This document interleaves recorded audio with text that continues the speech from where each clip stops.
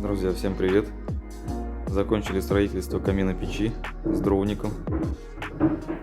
Кирпич у нас использовался витебский, снимались фаски неглубокие. Извиняюсь за посторонний шум, ведутся строительные работы. Две задвижки, два шибера. Первая это прямого хода, каминный режим.